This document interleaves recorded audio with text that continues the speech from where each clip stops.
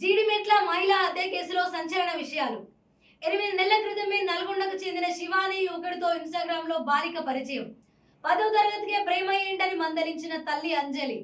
వారం క్రితం శివతో వెళ్లిపోయిన బాలిక, 3 రోజుల క్రితమే తిరిగి వచ్చిన బాలిక.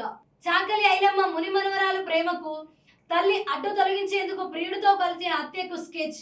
నిన్న సాయంత్రం నల్గొండ నుండి వచ్చిన ప్రియుడు శివ ఇంట్లో అంజలి పూజ చేస్తుండగా వెనుక నుండి దాడి చేసి బెడ్షీట్ తో అంజలి ముఖాన్ని కప్పిన శివ, సుత్తితో తల్లి తలపై కొట్టిన కూతురు, కత్తితో పీక కోసిన శివ తమ్ముడు.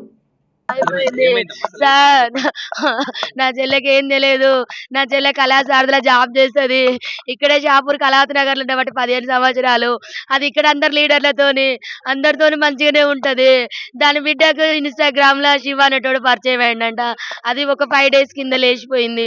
5 డేస్ కింద లేచిపోతే పోలీస్ స్టేషన్ లో కంప్లైంట్ ఇచ్చిందంట. పోలీస్ స్టేషన్ లో కంప్లైంట్ ఇస్తే సార్ వాళ్ళు వెళ్ళి అబ్బాయిని తీసుకొచ్చి అమ్మాయిని తీసుకొచ్చిల్లంట. నా బిడ్డ 3 రోజుల నుంచి వాడింట్లో ఉంది. నా బిడ్డకి ఏమన్నా అయిందేమో ఒకసారి టెస్ట్ చేయండి సార్ అంటే, కోర్టు తీర్పు వస్తది. ఇవాళ చెక్ చేపిద్దామని చెప్పి సార్ మంగళవారం పెడదామని సిఐ గారు అన్నారంట. అక్కడ నుంచొని దాన్ని ఇంటికి తీసుకొని వచ్చింది.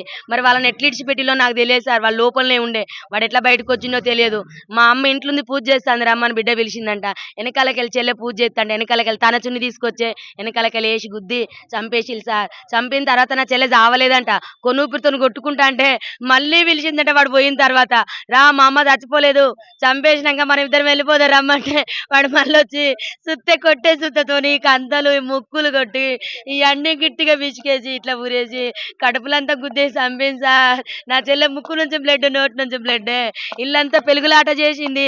వాళ్ళిద్దరితో మస్తు కొట్లాడింది నా చెల్లె బ్రతకడానికి, కానీ అవ్వలేదు. నా చెల్లె పెద్ద బిడ్డ చేసింది సార్. దాని వల్ల లవర్ చేసిండు సార్ శివ అనేటోడు. అమ్మా, నా చిన్న బిడ్డను బయటికి పంపించిల్లు. నా చిన్న బిడ్డ ఉంటే చంపబోవు.